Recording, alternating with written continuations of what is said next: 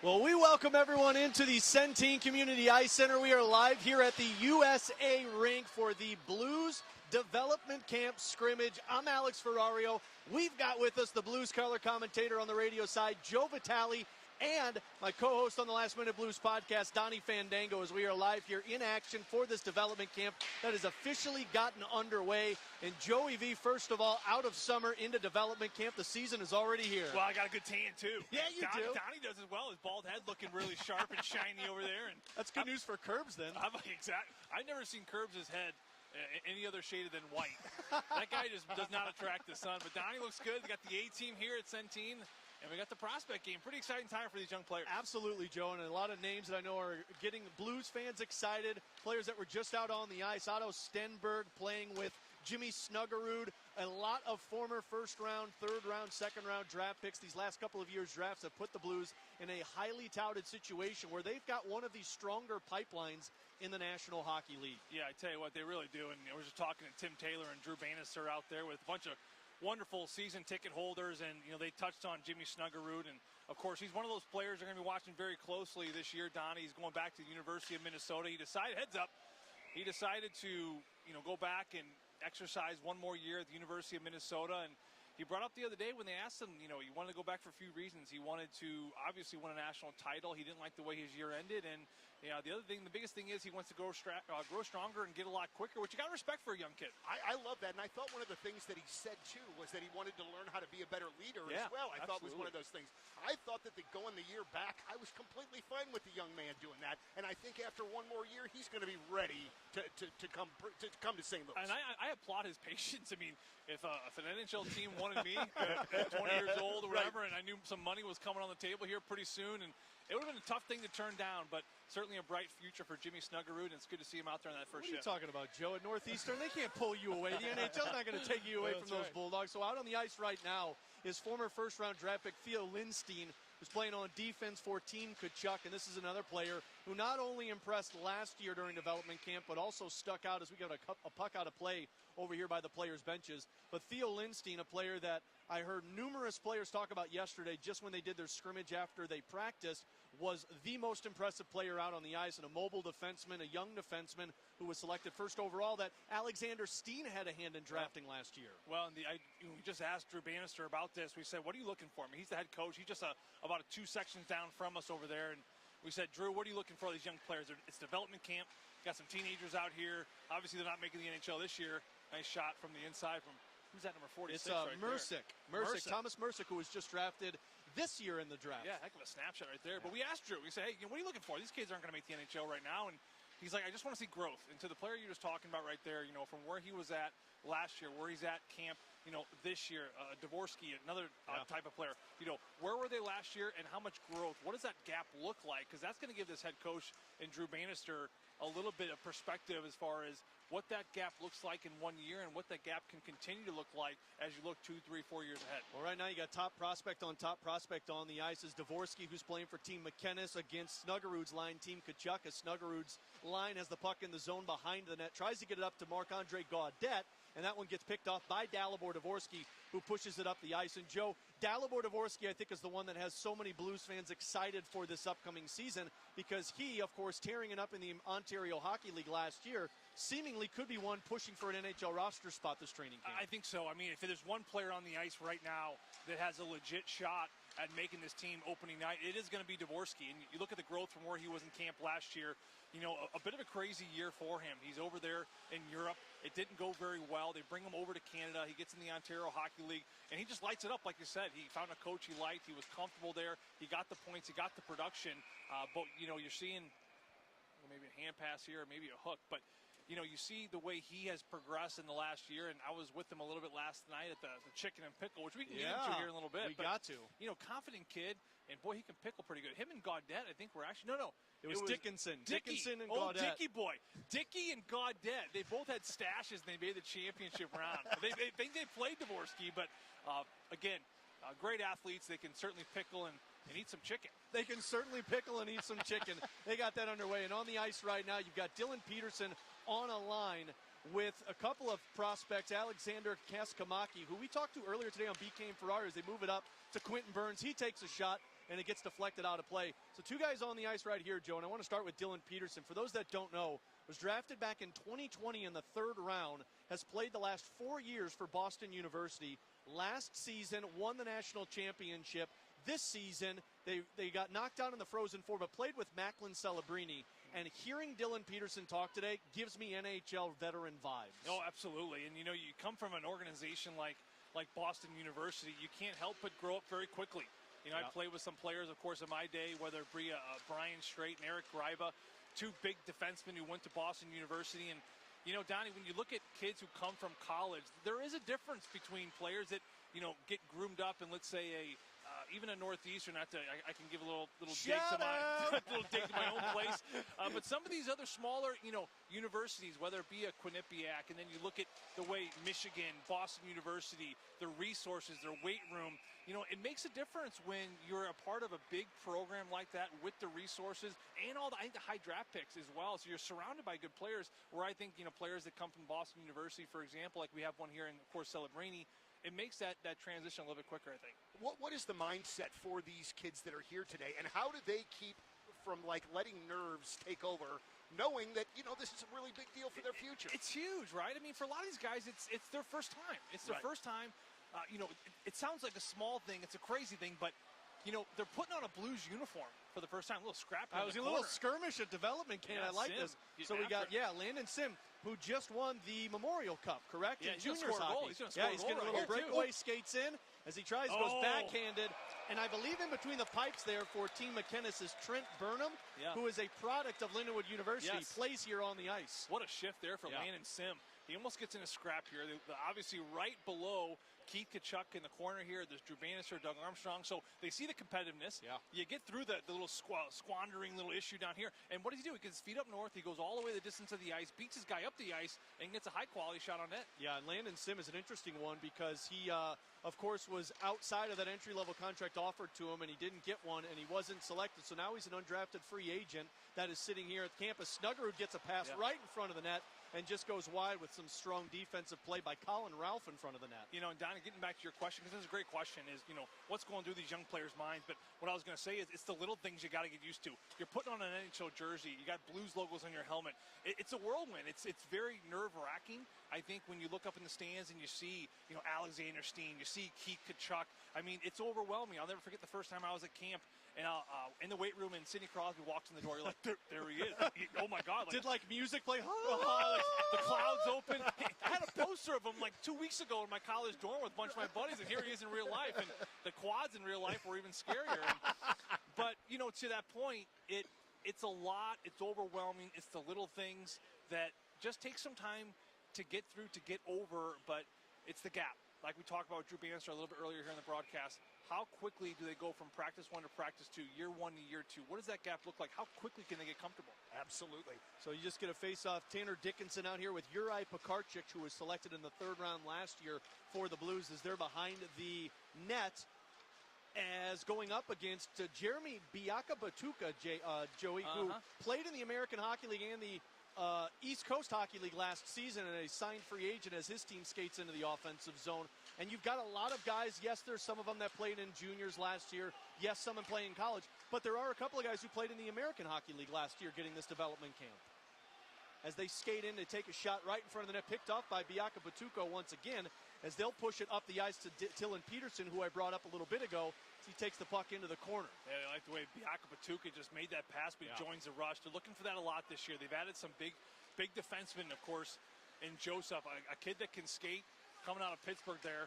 Oh, what a play. Oh, man. Theo Lindstein coming away with the puck as Tanner Dickinson skates in, gets it to Lindstein, and this is what they talked about yesterday with Theo Lindstein. As they'll take a slap shot from Juraj Pekarczyk and right into the back of the net. So the first goal of tonight's scrimmage goes to Team Tkachuk with Big Walt over here watching. Whoa, what a shot right there, wasn't it? Absolutely. I thought it was pretty amazing. The last few minutes, you could tell the flow kind of started to get in there, like they had kind of settled in or what. It was a revolving, like, overlapping play in the near side corner, and you're right. They found someone in that soft little area in the high slot, and he gets a pat on the back from Chris Thorburn, of course, behind the bench, who I got a chance to catch up with last night. Of course, part of the Blues player development organization here and what he does for these young guys. And You know, it was awesome talking to Chris last night. You see the smile on his face right there. He told me, Don and Alex, he said, why do I love this job? Because I love seeing boys become men and kids accomplishing their dreams. I thought that was such a great answer, the way he has groomed these kids, watched them become drafted. You work with them in the junior ranks, you work with them in the American Hockey League, and all of a sudden they make a development camp, and then a main camp, and then an exhibition game, and then all of a sudden, and they're in their first NHL job. And that's just where, you know, Chris Thorburn, you talk about the character, the culture guy that he is, and why he's so valuable for this organization. And that's one thing that Blues fans should understand. I mean, there are so many former NHLers, former Blues, that not only stay on the team, but they also stay in the coaching regimen working with these guys. You've got so much experience around these younger players. Chris Thorburn, Matt D'Agostini's on the bench as well. A lot of former NHLer guys that are helping these guys try and make it to the NHL level. I thought it was really great what Coach Bannister said when Claude Julien got hired, that he wanted to continue to learn, that he wanted to have somebody with that kind of experience. I just love that kind of mentality where, you know, everybody's in there for the same thing. Once again, it's the mentorship too. It's like having Donnie in the booth with me. I just got to soak it all in as much as you can. Let me tell you something, Joe. Doing this podcast with Donnie, I have learned so much more about hockey than I've ever known. I don't know if there's a guy in St. Louis.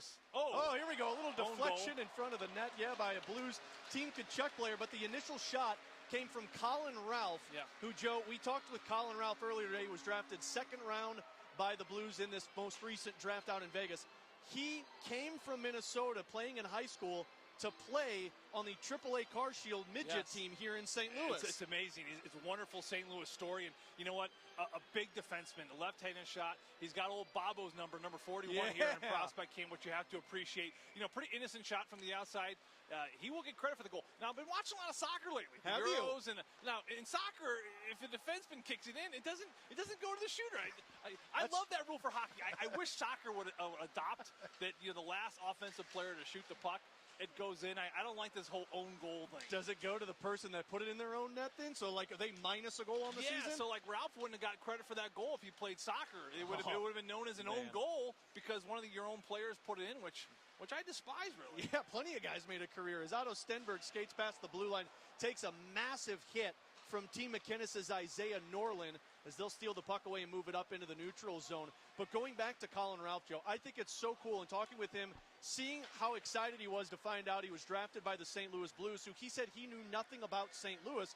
You're coming from a hockey hotbed in Minnesota, and you come to St. Louis to get with a team that can get you to college. Well, you know what, Carshield's done a great job. I mean, I'm obviously, you know, love the AAA Blues. I was a part of it as a kid. I coach there now with my son, that 2012 group. They do a wonderful job. Here's a 2-on-0 right here. You got a 2-on-0 as they'll skate in. Dvorsky on the other side. But it will be Kaskamaki who keeps it himself. He didn't want Dvorsky to have it. He said, I need to impress at development camp. I'm going backhand. He said, Dvorsky, you already got your shot coming in September. Get out of my way. You're a 10th overall pick. I'm a third-round pick. I got to get this. He hits the iron there, and Dvorsky kind of stared him down a little bit. I kind of like it. Yeah, no doubt about it at all. You got a couple of guys now that are undrafted free agents that are out here for both Team McInnes and Team Kachuk, which once again I'm going to say Dylan Peterson's name, who's a big body, takes the puck into the far side corner, and it's picked off by Team Kachuk and takes it out. And one trend that I've seen a lot of, Joey V, watching these players that have gotten drafted over the last couple of years, is Dylan Peterson continues to hold on the puck like on a string with his stick. You're seeing the massive size that the Blues are putting an emphasis on. Yeah, Tim Taylor was just talking about that. He said, you look at the last Cup champions, whether it be Vegas, you look at the way the Florida Panthers are built, you know, even the team they lost to in the back end, the Edmonton Oilers, big group back there as well. He said, two things we want to do, which, you know, it's a little cliche in hockey, but it's something they've definitely held their bargain up to, is they want to get bigger and they want to get faster, especially on the back end. One of the reasons why you're bringing a Joseph in there from Pittsburgh, you know, he's a big guy, mobile, can move the puck, and they are going to continue to draft over the next couple of years. What a pass right there. They're going to continue to draft defensemen who are big, who are oversized. He referenced that, you know, Donnie, that 2019 team. I mean, you look at Bomeister, Petro, Parayko. I mean, they were big boys. They take up a lot of room. Got a big hit down there. Sorry, Donnie, on the other side, as you have Landon Sim laying a massive blow to one of the defensemen on the Team McInnes side. Yeah, no, this was just a master of the obvious kind of question. But again, I was going to ask if we're trying to build a team that's similar to the way that the 2019 team was, which would just wear you down and pummel you into submission. I think you are. I really think you are. And don't forget about Matthew Kessel. You know, he's a absolutely. You know, he's a big body. He extremely fit. We get a whistle right here, save on the other end. extremely fit. I mean, he's absolutely cut and just chiseled, and the way he plays with strength, he plays with size. And to me, he's a defenseman that actually plays a little bit bigger than he actually does stand. He's got a longer stick, which really does help him a lot as well. But there's one thing very clear for Blues fans to understand about the direction of this team, and Tim Taylor just an hour ago made it very clear. We are going to build this team bigger and stronger on the back end because that's what wins championships. Yeah, there's 4 guys at development camp that are smaller than 6 foot for the St. Louis Blues today. As Otto Stenberg is going to take a face-off against Dalibor Dvorsky, wins it. As Snuggerud risks a shot, and that goes high over the shoulder of Will Cranley. As you have the number 1 line out here with Gaudette and Buchinger up on the blue line, 2 guys drafted in 2022. Buchinger goes right back up to Gaudette as they'll give a little pass and go from the face-off dot right into the pads of Will Cranley. And there's a player on the ice right here, Joe, and speaking of that emphasis on size that we're talking about, who's drafted in the 3rd round this year in Vegas, Adam Jiricek, 6'5", 6'5", 219 pounds. And I think a lot of people that were talking when he was drafted was the size is there, the physical play is there, it's just getting the skating development down, which sometimes drops guys lower in the draft. He reminds me a lot of Toropchenko. That's a really good point. He reminds me really a lot of Toropchenko in the way he can skate. You got Stenberg passing it over to Snuggerud, and Cranley coming up with a stick save as he loses the stick in the far corner for the St. Louis Blues. As we are joined now up here in our broadcast booth with Joe Vitale, Donnie Fandango, and myself, Alex Ferrario, as we've got the Blues first-round draft pick from this year in Vegas, Adam Jiricek. Adam, thanks for stopping by, swinging by, and putting the headset on, my man. How are you? Yeah, how are you? Doing fantastic. So walk me through now. It's been a couple of days, your first development camp as a member of the St. Louis Blues. What's the feeling like for you? Yeah, I didn't went on the ice because I'm injured right now. So I just hanging out and doing my workout in off ice, and yeah, just enjoying the time with the guys here and exploring the rink and the town too. So yeah. And working on your English. Your English is pretty good. Yeah. You sound great. Yeah, thank you. I work on my English because I must speak English. So yeah, I'm working on it here. When you got drafted, did you have to look at a map to see where St. Louis was? And it's okay if the answer is yes. I would expect it as a matter I think of a lot of guys out there feel that absolutely. way. I don't know where St. Louis. So yeah, I know the things about it, but before I got drafted, I don't know. So I asked my agent. I knew it was couple seconds before the call up. So I asking him the first question, where is St. Louis on the map? So yeah. Adam, talk about the night before the draft. Of course, you knew you'd be somewhere in that first round. First of all, where did your agent, where were you projected to go? Did you feel like you'd be a mid-rounder like this? And talk about the night leading up to it and all the emotions that were a part of that. Yeah, I don't like talking to my agent to what position I got. So yeah, we just waiting, and yeah, I thinking about some position, but yeah, not sure. So yeah, just not thinking about it and just enjoying the day before and the draft day. So yeah, it was pretty lot of things to do. So yeah, I wasn't nervous before. Yeah, I was in the pool, and after that, when I sitting in the swale on my seat, so I get a little bit nervous. But yeah, it was great. Adam, what's the excitement been like in your family? Because for those that don't know, your brother David Jiricek in the Columbus Blue Jackets organization, now having both of you guys not only in the NHL, but you two drafted in the first round. Yeah, it's amazing story. Yeah, for my it's amazing story for my Czech, my hometown, my family. It's pretty amazing. Now I know a couple of guys also from Czech that got drafted by the Blues. Adam Jiricek is one of them. Do you have some familiarity with a lot of these guys? Yeah, I know both a lot. Jakub Stancer here, he got drafted last year. It's crazy stuff to get drafted. Three players. I sitting day after and watching my phone and just Andre goes drafted to send after that Adam Jiricek. It's amazing. Right? We have 4 Czech here. Another Czech got traded today. Alexander is older, so I don't know if personal, but 5 Czechs, 2 Slovakian guys, and Lukáš Fischer from USA can speak Czech. Yeah. So we are right now here 7 guys Look who at can that. speak. Wow. Now, did you guys push each other growing up? You played together, obviously, growing up. But what was that process like of being kids and being around each other and, of course, practice games, traveling, and ultimately making it to where you are today? With the guys here? Yeah. I know only the Czech guys before. I didn't know Slovakian guys. So, yeah, I going up with them in the national team. So I know everywhere a lot. See, Joe, it used to be the Swedes that would dominate as we've got shootout attempts right now. Theo Lindstein comes in on Will Cranley, takes a shot, and Cranley makes the save. It used to be, Joe, when the Blues won the Cup, the Swedes dominated the locker room.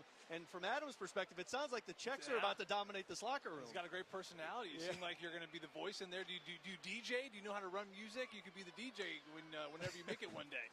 Yeah, I think I like a Czech rap, so I think I can play in the rock room. I hear it only the country in the rock room, and America country is a lot of poopers, so yeah. All right, so Adam, before we let you go, as now Jimmy Snuggerud steps out onto the ice with the shootout attempt as he skates in on Cranley. Goes low as Cranley makes another pad save. He's made a couple of these so far since he has taken over in net. So, Adam, Joey brought up that yesterday out at Chicken and Pickle, everybody was enjoying some pickleball, and I know you're nursing the knee injury, but did you know anything about pickleball prior to going out there last night as a sport? Honestly not. In Czech, we don't play pickleball, so I don't know. I like the tennis and the paddle tennis, if you know. But pickleball, I never played pickleball. So you're a pure athlete, though. You're probably watching that thinking, I know my knee's banged up, but if I got out on the court, everybody would be losing right now, correct?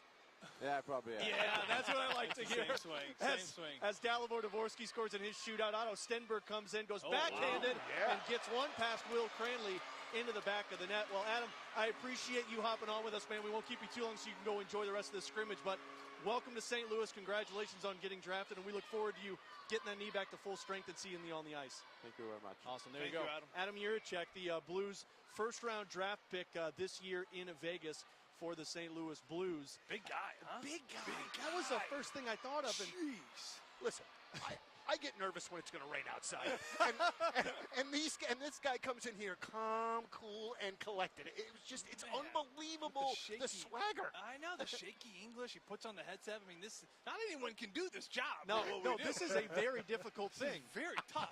Just keep saying that, guys. You have to get education to do this. Yeah, not many guys on this planet that can do what we do. Hopefully my boss is listening. Oh yeah, I was going to say, Tommy, if you're listening for me and Donnie, that's exactly where we're at. So for those that are just joining us on the stream, we're up on the Blues social media stream. We're also on 101 ESPN. Andrew Marsh back in our studios right now. We're up on our YouTube feed as well, as they just wrapped up the first portion of this blue versus white scrimmage. The score 2-2, where they had a couple of goals in regulation, and then they just had a few shootout goals. And so from my understanding, they're going to continue this scrimmage, but now it looks like, Joe, we'll start with 5-on-5, and then it will switch over to 4-on-4 hockey as they'll continue this scrimmage throughout the evening.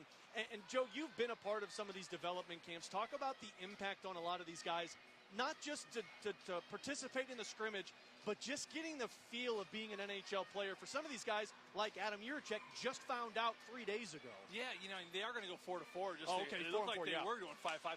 It's just, I'm looking at some players on the ice right here. There's a player in Dvorsky that he needs to be one of the best players on the ice this whole camp. Yeah. And he knows that, right? I mean, the stakes are high for that young man. And then you look at players like Jimmy Snuggerud, who's already known he's going to go back to the University of Minnesota. It's a little bit lighter. It's lighter for him. It's not as much pressure. You see him smiling on the ice. Yeah. I mean, Snuggerud this time next year, it will be a different camp for him. He's going to need to step up big, and obviously he's got to play with a ton of jam and a ton of competitiveness. So everyone's just trying to find their groove, find their niche, get a little bit more comfortable. But at the end of the day, every player out here is doing something different. Todd Reardon, one of my favorite coaches of all time, Stanley Cup champion coach, he said something that is so true in prospect camp. I'll never forget when I was heads up. Heads up. Looks like a little back pass to prospect camp. He said to me, he walked into the locker room, my first prospect game, we're up in Kitchener, and he went around the room and he said, Zach Sill, you're a fighter. Fight. He'd say, Eric Tangradi, you're a goal scorer. Get a shot early. Joe Vitale, you're a banger. You're a disruptor. Get a bang early. And he said, every one of you are a different tool. whatever your tool is, get to that tool quickly. So for a player like Jimmy Snuggerud, it's getting that chance early. Get a shot on goal. If it's a player like Sim, you saw him mucking it up early. You saw him finishing checks. Every player brings a gift. Every player can make this organization better, but it's using their gift. And they got to figure out a way to grab whatever it is they do very well and get to it quickly. And Don, we were talking to Tim Taylor about this. Jake Neighbors, and he commented about Jake. He goes, I don't know of a young player recently that has taken the jump that Jake Neighbors has taken, but you got to give it to Jake. He was given a small opportunity, and he just made a massive thing about it, and that's why he is where he is this year. Joey, how, as Dalibor Dvorsky, how do you go out and play your game and put pressure on yourself, but not too much? You know what I mean? Like, how do you play, but not squeeze the stick too tight, kind of thing? And you never play with any of these guys. It's not easy. So it's not like you have chemistry. It's not easy. Right. Walt's over here. You're looking at Doug Armstrong. You're looking at Al McGinnis. You're looking at Tim Taylor. I mean, there's Mel Embiid's over there as well. Yeah. They're not looking for a complete game. They're not looking for from shift 1 to shift 17 that there's a full game there, because there's so many unknowns. There's an offside right there that was missed. There's so much scattering going on here. But what are they looking for? For Dvorsky, it's just a little spurt. Show me a little magic. Maybe it's a move out of the corner, right? And we saw Sim finish a check and be competitive and give an extra pop, like it was an extra cross check earlier in the game. Moments like that, that's what they're looking for. It's those little flashes like, whoa, did you see what that was? Or, oh, I like that competitive. Oh, it was a 1-on-2, and he came out with the puck. There was 2 guys on him, and came out with the puck. It's little moments, I think, in prospect camp and development camps like this is what they're really looking for. Paul Fisher skates in. He'll take a shot that goes wide around the net as Team McKennis brings the puck into the zone, and this one will slide back out. And the other factor into this, too, guys, is some of these guys are playing at development camp with no pressure, like Jimmy Snuggerud, who knows he's going back to college for another year. Some of these guys know they're going back over to Sweden. Otto Stenberg told us earlier today he's planning on playing in the Swedish Hockey League next year. So you get another entry into the zone and a trip there that goes around the 4-on-4 side for Team McKinnis. But some of these guys go in with zero pressure that are just out to try and continue to grow their game, whereas other guys, they're coming to training camp in a month to try and set the standard so that they can get viewed for the AHL. Well, and it's important to not have too much pressure on you. Like you mentioned, some of those players that, kind of come in, and it's my first year. I just was drafted. Maybe I'm a 6th rounder and 18 years old, and that's all good. But I'll bring up Todd Reardon one more time, because from a development standpoint, he was one of my favorite coaches. It was our first week at development camp, and I'm a 19-year-old kid. He pulls me aside, Donnie, I swear, we're skating around in a big circle. He grabs me, and he says, come here. See that guy, number 87? Don't touch him. See that guy, number 71, Malkin? Don't touch him. Everyone else, run him through the wall. So, again, his point was, make a name for yourself. Yeah. You're a 7th-round kid, Joe. You're final pick of the whatever round. You've been, no one really is giving you a lot of credit. No one's giving you a lot of, weight behind you. So go out there, and for those young players who don't have a lot of pressure, to me, that's all the reason to go out there and do something. Absolutely. Put someone through the wall. Put someone over the boards. Maybe get in a scrap. We don't see scraps anymore, but back in the day, we saw a lot of scraps with these development camps. You're fighting for a job. Well, even when you're fighting for a job, how do you go back to the locker room in a development camp with somebody you just fought? That would be tough. Well, ask Robert Bortuzzo and Zach Sandberg. But back in the day, it was more kind of nitty-gritty of it all. As far as, we have Tim Taylor, of course, joining us now. And Tim and I spoke actually to some season ticket holders out there. And Tim, welcome to the broadcast. First and foremost, it's the A-team up here. Looking over development of course camp. it is. You expect nothing less. Tim saw Joey, and he's like, oh, yeah, of course, the A-team. He's shaking a little bit. He's on there. I'm nervous. Yeah, I can tell. It's been about 20, 25 minutes into the game so far, Tim, and I know that we were talking about the scatteredness of the game.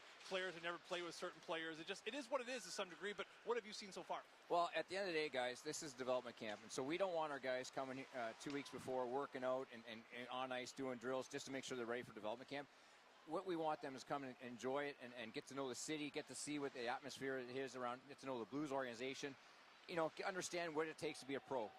All the guys are around here. We want them to understand, and we want to make sure that where they're at in their workout programs, too. We like to see where they're at in their summer programs, but, it's fun to see them on the ice now, see creativity, and at the end, I like to see where the guys have improved. Burns is bigger now. Dvorsky's bigger. Snuggerud is bigger. So you like to see the improvement, guys. There's a goal there. Yeah, Buchinger. I love to see the improvement, guys. And actually, first time for us seeing the newly drafted guys, too. So it's fun. At the end of the day, we're not over-evaluating, so to speak. We're just getting to know the players and that them know this is the time of the summer they're supposed to get bigger and stronger and look forward to the fall. Well, the one thing too, Tim, that I find interesting is it's an opportunity for everybody, the coaches, to have their hands on these guys, because once the season starts, everybody kind of disperses and there's only contact via phone rather than you getting to work with these players one-on-one. Absolutely, and that's why we have our development staff out here as well as the HL coaches, because they're the people right hand that are going to get their hands on these guys right away before the NHL coaches. So it's good they get to know them and they build a relationship with them. And I said to the guys earlier is that it's fun because these kids now are in a family. They kind of get it. They're texting each other throughout the year, talking about different things. We're on different teams all across the world. So it's fun now we're there together, understanding that some of these guys hopefully will be Blues soon and we play together for a long time. As Otto Stenberg scores a goal, Tanner Dickinson picks it off behind the net. Stenberg into the top shelf of the net. Tim, we were just talking, Joey and Donnie and I, about the size of the Blues players. I think there's 4 players at development camp that are under 6 feet. Has that been an emphasis for the Blues organization of looking more at the size around these rosters? Well, you can see that with the signings today and obviously the newly drafted kids, we're kind of going in that direction again. Yep. Size and speed. Speed being one of the things that we're trying to create with our team now. So again, size has come to the forefront in the National Hockey League. Obviously when the rules changed, it went to smaller guys and quicker guys, but the successful teams we're seeing, especially in the playoffs, are bigger, stronger, and skate. So we're trying to get back to that recipe, and hopefully we're starting that process. Tim, how about some remarks about the Joseph brothers that, of course, you just brought on board? You mentioned it a little bit earlier to the season ticket holders, but their ability to skate and what that does for the I guess, adjusted system a little bit to some degree here in St. Louis of the upcoming season of being overly aggressive. Not overly aggressive, but more aggressive than they were in the past. But you got to be able to skate to do that. You have to skate, and that trap system, when you're a slower team, you have to lay back and let teams come to you. Well, you're very vulnerable. You open up holes for yourself. You're standing still. You can't make plays. And, the teams that there's going to be mistakes, but the faster you are, the quicker you get recover from your mistakes and get on pucks and actually make turnovers the other end. So that's what we want to get back to: quick play and north-south game. So, Tim, will you have a chance to put eyes on these players again over the course of the year if they don't stay in the States to be in the AHL? Or for some of these guys, is this the only time you're going to get eyeballs on them in person this year? No. There's a reason why I stay 210 nights in a hotel in a Marriott. Those flyer miles, man. You got all the points. Yeah. So, no, I travel across the world. I'll see them at the World Juniors. I'll see them playing U.S. college. I'll see them in Canadian Hockey League. I'll go over to Europe and watch them in the European League. So with our staff, we have eyes on them at all time. We have development calls, Zoom calls once a week. So the guys who've seen them over in Europe, guys who've seen them in North America, we talk about these players consistently each week, the faults that they have or the great games they have. So we have eyes on them at all times. And you're just building up information on information as the season goes on. We are their tool to keep trying to get them for development, the growth every day for them as a player. Again, for those that are just joining us, we're talking with Tim Taylor at the Blues Development Camp Scrimmage. Tim, one player that just took a shot I wanted to ask you about, we spoke with him earlier today, is Dylan Peterson, who just wrapped up his 4th year at Boston University. He wins a championship last year. This year he gets to the Final Four. Speaking with him, it felt like I was talking to a seasoned pro. Have you guys noticed the growth of that type of player? Well, yeah. 2 years ago he struggled a little bit with his game, and last year he came in and it went north-south. He used his body, and we as a staff we all tried to get him to understand that you have different assets for a reason when you're playing this sport. He's big. He could skate. So we wanted him to kind of go that straightforward game and start playing more physical, and he really adapted last year on a very successful team.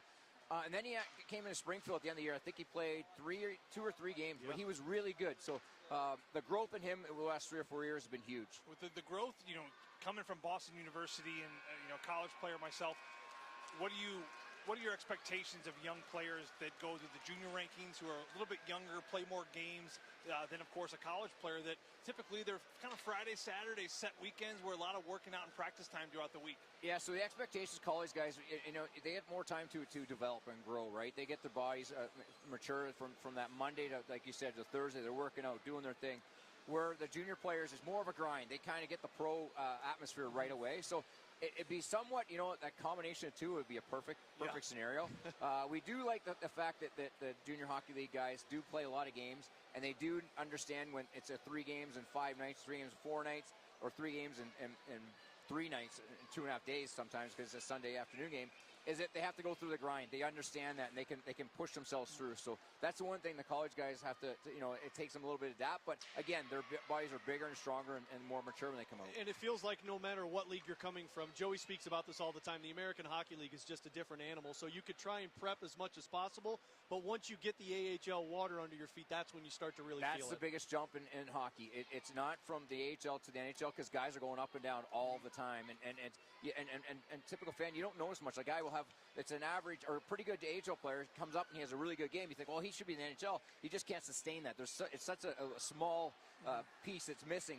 But then you get to the CHL and college hockey. Going up to the AHL, that's the biggest jump from having fun and being with their buddies, 18, 19, 20 years old, to men that's their careers, and they don't want to lose their jobs. So that's the biggest jump and the hardest jump for guys to understand. Well, Tim, I don't want to take up any more of your time. We really appreciate you hopping on with us. I know you got more hockey to watch right now as we get another goal.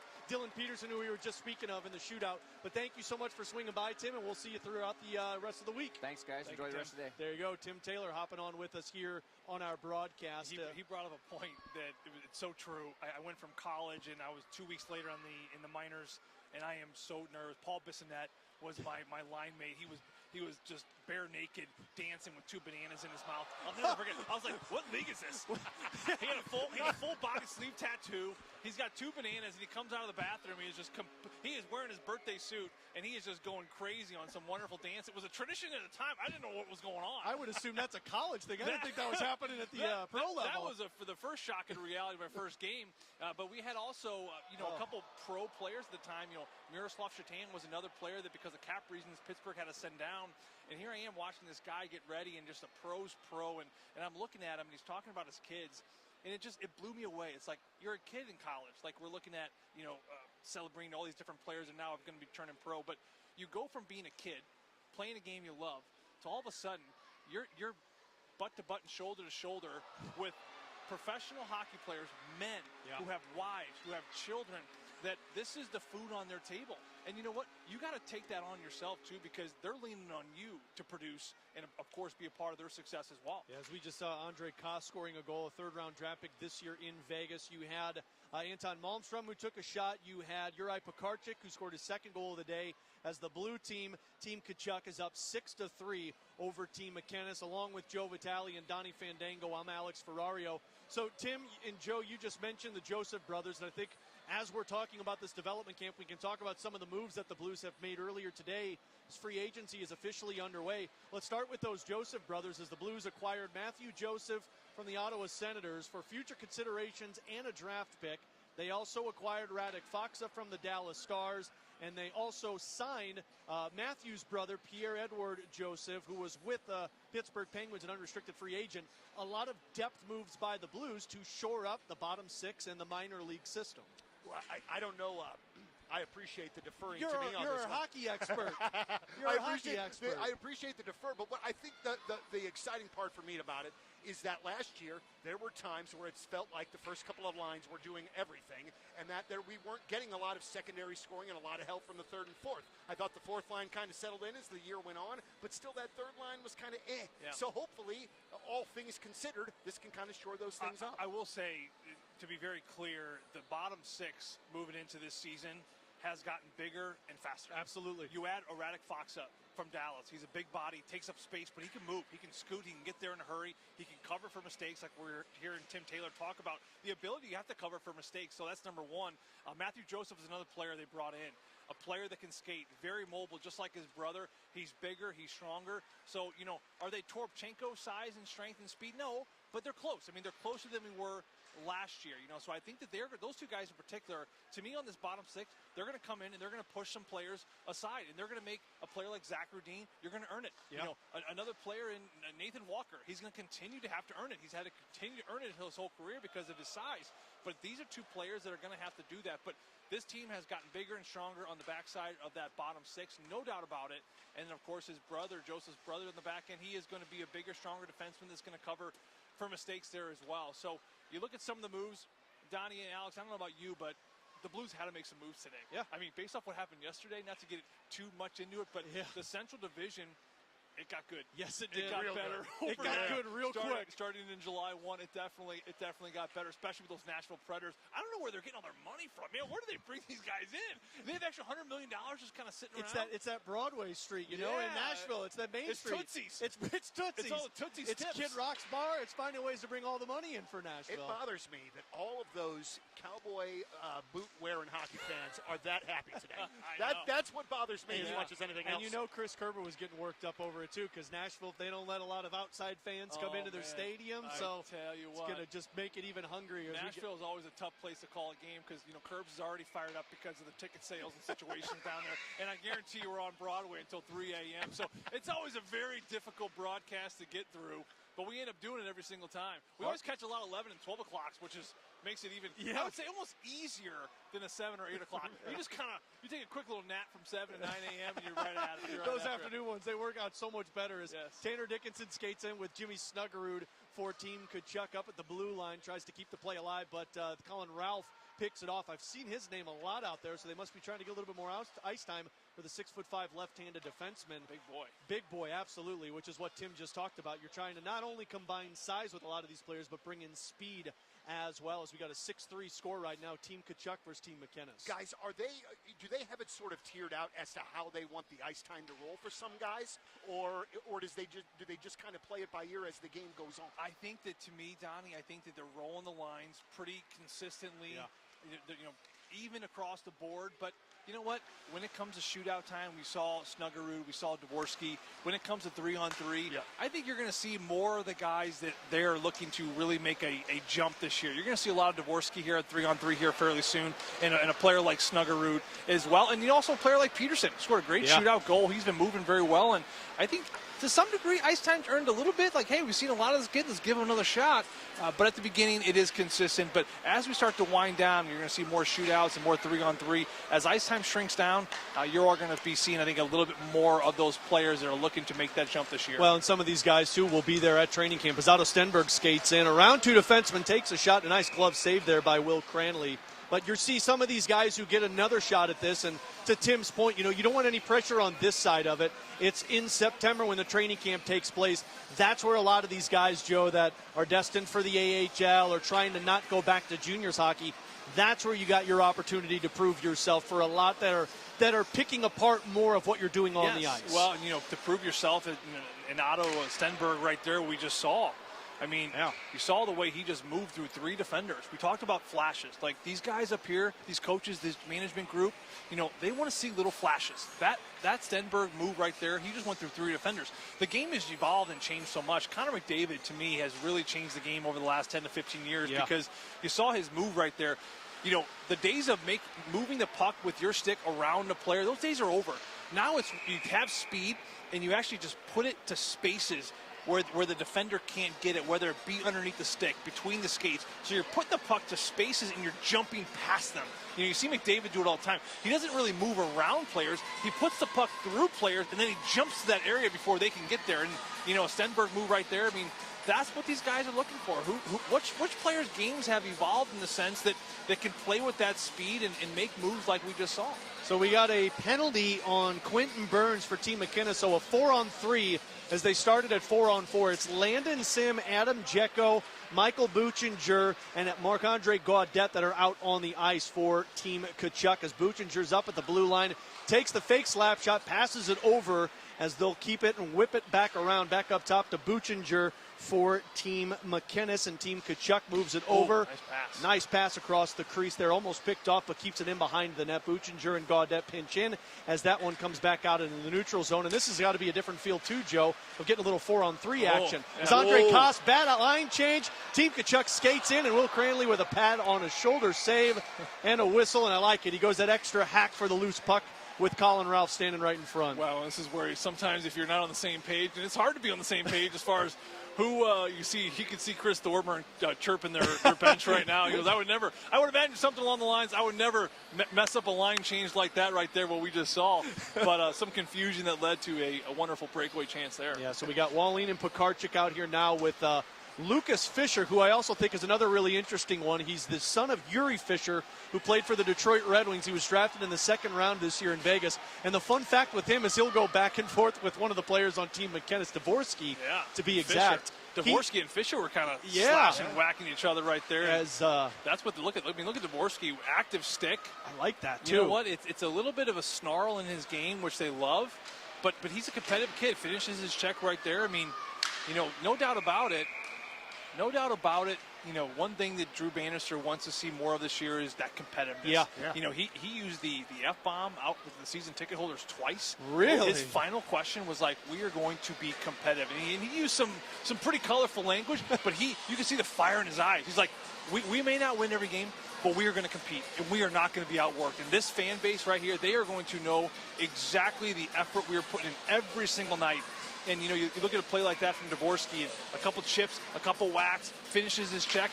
You got to have a little fire. You got to have a little anger in your game. You have to have it. And, I think it sounds like an oh-duh thing from a St. Louis guy, but that's what I want. I want my team working hard every night. You need it. And if they don't win, at least if they lost, giving the other team a real tough night at every turn. Lucas Fisher moves it over to Juraj Pekarczyk, who puts it in front of the net for Wallin and puts it into the pads of Will Cranley once again. And speaking of that fire, Joe, that speaks also to what Drew Bannister, the decision he made that we learned, Claude Julien, bringing him in as the coaching staff. This is somebody who Drew Bannister said puts a spotlight and emphasis on the defensive side of the game, but it's also an NHL former head coach who can provide a little background for Drew Bannister, who still is experiencing the NHL level. Well, yeah, I mean, there's a lot to learn. There's a lot of, game management, personality management. I think that one thing that the Blues lacked from the coaching staff, I said it for the last couple seasons, and especially last season with Craig Berube being gone, is you don't have a ton of coaching experience. I mean, you had Drew Bannister, who came up in the American League. Steve Ott's never been a head coach. Mike Weber has never been a head coach, at least in the National Hockey League. So you're looking at that and you're like, yeesh, we don't have a ton of NHL head coaching job experience. And, it comes with game management. And it comes with personality management. I mean, Craig Berube, Donnie, he walked in that room day one and boom, he had this respect. Yeah. From his coaching career, from his playing career, for how he played the game, from his reputation as a coach. And I'm telling you right now, Claude Julien, he's got that. He's been a champion. He, of course, has coached this game in a very long time. He's actually coached some of these players. And I think with the knowledge and the experience, he's a face you've seen behind the bench so much. Right away, he's going to demand that respect, which I think is really healthy for a room. I'm sorry. Go ahead, Donnie. Go ahead. What about Steve Ott getting the promotion? Absolutely. What does that tell about Ott? Well, it tells about his growth. It tells about his love for this organization. His love for this city. His passion towards these young players. Steve Ott's going to be a head coach in the National Hockey League one day. I think he's going to have to actually go down to the minors for fans out there. Like, why not Steve last year? Why didn't Steve deserve a shot? Doug Armstrong's always been a believer that to be a head coach in the National Hockey League, you have to go backwards before you go forward. You have to be a head coach to some degree, whether that's a successful college coach, like we saw out of Jim Montgomery when he was in Denver before, of course, he turned pro for Dallas, or is it, going to the minors like Drew Bannister and spending some time down there, managing the media, managing the personalities, managing the coaches, giving up responsibilities to the coaches. So there's so much that goes into that head coaching job role, and Doug Armstrong is a general manager, and most do feel the same way, that you have to be a head coach to some degree, either the American League or, of course, the juniors or the college rankings, to get the opportunity to really feel like you're ready for the head coaching job here. So I think for Steve, he's got a bright future. They absolutely love him here. He's a player's coach. He's played with a lot of players that are still in this game. And, of course, he loves the city, and I do think he will be a head coach here one day, but for him, it's probably going to be having to move his family somewhere to be a head coach down in the American League before he makes that big jump. Well, and his son's already a local celebrity at Enterprise Center, taking his shirt off in the middle of a game and just whipping it around in front of the fan base. Yeah, he did. Absolutely. That's a way to go. That's the smart way to go about it, as we finally hit the end of the third period of 4-on-4 action, as Team Tkachuk with 6 goals, Team McKinnis with 3, and I believe we'll do one more round of shootouts before they officially wrap this thing up. But just a couple of standouts, which we'll wrap it up talking about it there. But, you've had Juraj Pekarczyk score a couple of goals tonight. You had Dylan Peterson pick up a goal. You had a couple of shootout goals as well. And, Joe, one thing's for sure, I've noticed at least throughout the scrimmage, an emphasis of getting the defenseman involved in the offense. And I know Bannister talked a lot about that last year. And as Tim Taylor was speaking of, you got to be able to do both in the league today. I thought that was pretty noticeable, seeing guys that were playing defense down below the goal line. Well, yeah, and you need it because, especially with St. Louis being such a great rush team, they've thrived off the rush attack. It's been their bread and butter over the last 2 seasons. The 19 team, they could be anything. They were the chameleon team. They could beat you on the rush. They can beat you down low. They can beat you in a shootout. They can beat you in overtime. Didn't matter. Beat you with goaltending. Now this team, it has evolved with Kyrou and Thomas and Buchnevich. They are a rush team. Now, with being a rush team, you know what you are. You're okay with what you are. But in order to join that rush, you got to have 4 players at least on that rush. It can't just be the 3-on-2s. You can't depend on the 3-on-3s. A lot of times. Oh, head over heels. Simon Robertson's trying to stick handle. He had the goalie down. He just couldn't stay that's up. Something I would do right there. I would have lost the puck way before the top of the circle. But, for defensemen, yeah, in the own D zone, that's where it starts. Get on the right side and boom, move your feet, get up the ice, join. This is going to be so huge here. As Adam Jiricek skates in one-on-one with Will Cranley, he holds back and takes a shot. Cranley's made a few nice saves. That's the only goaltender here at development camp that was drafted by the St. Louis Blues. The 3 other guys have all been non-roster invitees, so Will Cranley making a little bit of noise for his team. Right? We're living in a world of Blues goaltender depth. Yeah, I am, right? Like, what's it feel like, Donnie? For the first time in my life, this is amazing. We have too many good guys. Yeah. We have too many good guys. I was talking. You're not seeing the Blues lose so many draft picks this year to goaltending. I think between Binnington and Hofer, they have some wonderful, wonderful kids underneath them. As Antoine Dorian just takes his shot on the shootout attempt, and Tanner Dickinson now skating in on Will Cranley once again for Team Tkachuk. Fakes out the goalie, and then the puck just moves off of his stick. And speaking of that goaltender depth, I was speaking with Ryan Smith, who's the play-by-play man for the Springfield Thunderbirds. He was talking about Springfield next year, and he said it's going to be an interesting time because you've seen Adam Gaudette sign with an NHL team. You saw Callie Rosen sign with an NHL team since free agency opened up. He said there's going to be a lot more as Team McKinnis gets a goal from Thomas Miersick of for the White squad out there to pick up their 4th goal. But Ryan was talking about how there's a lot of younger players coming up that are inexperienced, yes, but there's so much more excitement surrounding an AHL team that's getting those type prospects. Well, again, too, you need young players to be given the opportunity. And I think that, you looked at the last couple weeks of the season last year. That Nashville game in Nashville, that was the dagger, right? That was the one you needed to have. I wanted to say you had 6-ish games remaining, or maybe 5-6 games when they went to Nashville, and they ended up it was a shootout. Yeah. And of course that was the biggest game. Analytically, they knew when they lost that game, it was extremely, extremely tough to get into the playoffs. But what happened after that game?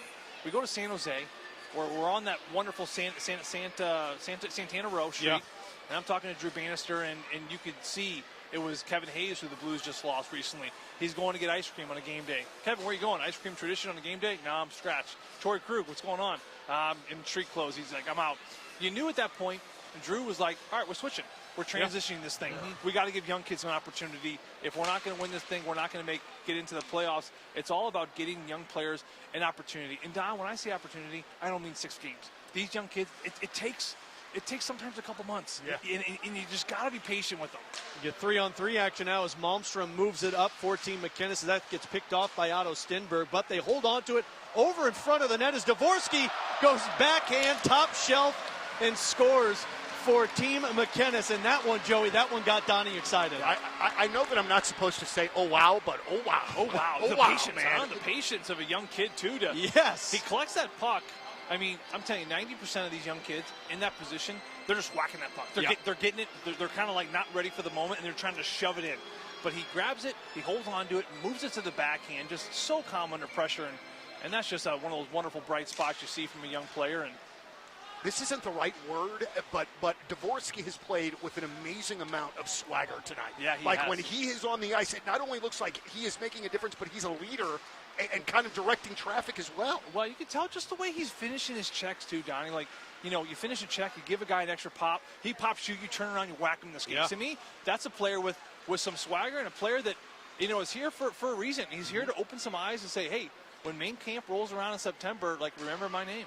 Susiev over to Quentin Burns as Dalibor Dvorsky still out onto the ice. Dylan Peterson steps on the ice to try to keep the play alive as that one goes off, and they'll have to reset on the ice for the other side. Lucas Fisher out there also with Landon Sim, who we said his name an awful lot this evening, getting a little bit more significant ice time. And this 3-on-3's got to be a fun experience for them. This is, I would imagine, Joe, when you're a younger player, an opportunity to showcase the skill a little bit more. The speed. You want to see how quickly you can scoot up the ice. Not only that, but how responsible are you with the changes? Yes. 3-on-3 has it's evolved and become a possession. It used to, that first year when it came out, it was just breakaway after breakaway, 2-on-1, 3-on-1. We saw 3-on-0 go in Vancouver with Jaden Schwartz in that first year to kind of give you an idea how run and gun and just chaotic it was. But now the game has changed. 3-on-3 overtime's changed. It's all about possession and almost that rope-a-dope style of let's hold on to it for a minute and a half. Let's not allow that other team to change. And so when we send out a fresh group of guys, their first set is still out there, and then you just put the hammer down. So, puck possession, certainly speed, but intelligence. When to make the play, when to force a play, but when to live to fight another day, hold on to the puck, back it up, take it out of the zone, and of course just allow your team to change while keeping the tire group out there. You just saw the size on display with that last play as it was a turnover by Dylan Peterson, and Landon Sim had a breakaway, and Colin Ralph stayed with him. A stick reach killed the play and got the puck back for Team McInnes as Lucas Fisher risks the shot. That one goes a bit wide for Team McInnes as we got about 2 minutes to go here where they're playing 3-on-3. More than likely another shootout opportunity for a few of these guys before they wrap things up in front of a very, very large crowd here at Centene Community Ice Center. Beautiful I expected it when they said that they were moving it to a different rink because of the expectation of crowd as they'll make a save here on the other side for Team Tkachuk to get a whistle. I knew it would be a good crowd, but Joe, we called a game a couple of years ago, you, me, and Curbs for development camp, and that was also a sold-out crowd. The hype continues to build when you have such a strong pipeline like the Blues have. Well, and the fans here, and Don's been, of course, a part of this. While I was off playing, he's seen all the more the peaks and valleys of this organization, but this fan base is just awesome. These guys, they stick with the group. I was speaking to those season ticket holders. They're so pumped and juiced for this year. Even when the team was struggling last year, sellout after sellout. They love the Blues hockey here. All right, so as we get here, about a minute left to go as Gaudette does a little spinorama on Dvorsky, gets a shot off, and that one bounces out of play. So you see there's Dvorsky again. You mentioned it earlier. Are certain players going to be given more opportunity? And there you have it. It's a bench full of players, and I think he sat out for one shift, but they put him right back out there in the final minute just to really see what we got. And I got to imagine, like Tim Taylor said, there's not a lot of pressure, Joe, but in the back of your mind, there's certain elements of certain players that you want to see what they look like before the end of development camp. Dvorsky, you want him to stand out. You want him to be the best player. You do. And I think he's been there tonight. Yeah, absolutely. As Team McInnes skates in, Buchinger holds back the puck as his line mates get out on the ice out there with Christoph Papp, who gets the shot right in front of the net, does a little stick handle move, and a nice save, not only by the Team McInnes' defense, but also Gibby Homer as they'll move it up the ice with 15 seconds to go for Team McInnes, who's down by a goal, and they pull the goaltender. Will go 4-on-3. That one slips out with 9 seconds left to go. Back for it, Dylan Peterson, who skates past the red line with a player on him. Dvorsky, far side over for Lindstein, risks a shot off the pad and off the top post as the goal almost goes in, Joey V, but instead off the top post and out as Team Tkachuk comes away with the victory. And Chris Thorburn right there with fist pumping, getting the guys all pumped up, and you have to appreciate it right there. What a finish right down to the wire. We may see one more final shootout, I believe. They're putting the puck at center ice to wrap this thing up here and give the fans just a little bit more excitement. But I tell you what, 6-5 game, Don, the speed, the size, it's a development camp. These kids have never played with each other like you mentioned. Not bad. It's incredibly impressive also to think about the amount of personal as well as physical maturing that's going to happen with these guys over the course of the next couple of years. And that's what they're looking for. It's absolutely amazing. Also, too, Chris Thorburn could be the lead singer of a metal band tomorrow. Absolutely. Tomorrow. By the way, you want to talk about an impressive career? That guy played over 800 NHL games as a fighter. Yeah. You know how hard? Craig in a league where fighting died, too. Oh, in a league where fighting. You know why he played that many games? And Cam Jansen and all the fighters will tell you the same thing. You got to be a good guy. Yeah. You got to be great in the locker room. You got to be extremely unselfish, and you have to just be one of those team players that you do anything you can. Block a shot, pick each other up, take them out. screw up in New Jersey one night, the bus takes you to New York, you land the bus at 1 a.m., you bag chuck, you get back on the bus. I mean, you need rally troops like that. You do. As Dalibor Dvorsky gets another elite wrist shot to score a goal to tie things up, and now Landon Sim skates in as he'll try and go backhand, and a nice pad save there by Gibby Homer in between the pipes that's Will Cranley in between the pipes for Team McInnes. It looks like Dvorsky has got a missile. Yeah, he does. And an attitude on him, which I think is a good thing. He came out to play as Mercick now skates in for Team Tkachuk. And that one, a nice pad save by Owen Wilmore for Team Tkachuk, as we're knotted up 6-6 right now, as both sides are going with shootouts before they close things down here. I think my favorite name of the night is Gibby Homer. Gibby Homer is a solid I name. did such of my research, too. I think Gibby Homer played in the OHL last season. I was making sure I knew what I was doing. As Wallin takes a shot and Will Cranley comes up with another big save. I tried to be my Pierre Maguire this evening so I could make reference to dudes that played in high school and junior hockey over in Canada. I don't think I lived up to it very much, but just fine. It's good enough with this one. So, Joe, as we're winding down this shootout, as we've got, looks like Nikita Susiev skates in 1-on-1 as he risks a shot and takes the lead. A comeback here for Team McInnes. A 7-6 lead as he'll go through and fist bump his entire squad. Great celebration, too. I know. Yeah. Statue of Liberty there. Stick way. It reminded me of Vladimir Tarasenko It was today. way up there. A little aggressive, but I kind of like it. It's not only development camp for your game, it's for the celebrations as well, right? You don't step out of here. Otto Stenberg goes in with a head of steam and a save by Will Cranley. As Team Tkachuk closes it down, Joey V. That's it. Or no, Team McInnes gets the win. McInnes gets the win. Flip-flop. Yeah, they flipped us on us. But yeah, Team McInnes gets the win 7-6 as all the fans give a standing ovation for this one. And the players, they put on one heck of a show tonight in front of a nice crowd. I tell you what, they did. And you know what? For these young players, it's been a bear. These last 2 days, they're getting up at 6 a.m. You know, they're not sleeping the night before. They're exhausted from just the anxiety of, being around all these players like we were talking about. You get there, there's strength testing, there's meetings, there's on ice, the pressure from so many eyes watching you. I mean, this is a fun couple days for these kids, but no doubt about it, there's a lot of anxiety that's built up with these kids. And for them to go out there after doing this for the last 48 hours and to put on that kind of show with that type of speed, we saw some edge, we saw some great goaltending, some wonderful scoring, and, of course, a Dvorsky, to me, best player on the ice is what you wanted to see. So before we close it down, Joey teased us with a chicken and pickle story earlier. So I got to find out, what was chicken and pickle like last night with these guys? Oh, man, chicken and pickle was fun. I mean, these kids loved it. They were on top of it. The Dickie Gaudette team ended up taking it down. Dickie comes in, and he's like, I am the best pickleball player in the group. And everyone's like, whoa. Time out. And we're talking about, 30 guys out here. And then, he had a target on his back. Dude, he made it all the way to the final. I did the broadcast for the final there. And, Dickie was smart. He got up on that line. As long as you stay out of that kitchen, get up on that line. Charge the net. Get up there. And, of course, he played, I believe it was Robertson and Nylon, I believe. And they were playing back like tennis players. So that was certainly the key for their success. But wonderful laughs. There were some trophies, some medals, some iced tea and waters, and a wonderful night indeed. People can't see because we're on YouTube and we got a table between us, but Joey not only has the body of a hockey player, he's got the legs of a pickleball player. That's right. It's a good pickleball player. It's a good balance. Fellas, this was a lot of fun. Joey V, great to hear from you, my man. Enjoy the rest of the summer. Yeah, great job on the call. And then, of course, having Don up here as well. Yeah, absolutely. Has been a ton of fun there. And like I said earlier, I don't know if there's a guy in St. Louis who knows more about St. Louis Blues hockey than him. So his knowledge and personality, along with your wonderful call, and just a lot of fun. Seeing some wonderful players and some upper management. And look at the fans, obviously giving all the players fist bumps on the way out, and all the wonderful kids. And there's my son down there eating a pretzel. Look at him. He didn't even have money. I don't know where he got that pretzel from. He didn't bring your card back, so that's probably where that pretzel's coming from right now. And here comes my 2012 AAA team. Champion team? Clay, Bussy, Augie, Youngie, Harpy. There's my son. Why's your tongue all blue? Who bought you a snow cone? I didn't even give you money. Did you steal that? All right, we got to go. All right, Joey's got problems. For everybody that's been with us on the stream, thank you so much. For Donnie Fandango, for Joe Vitale, I'm Alex Ferrario. Have a great night. Have a great summer. We'll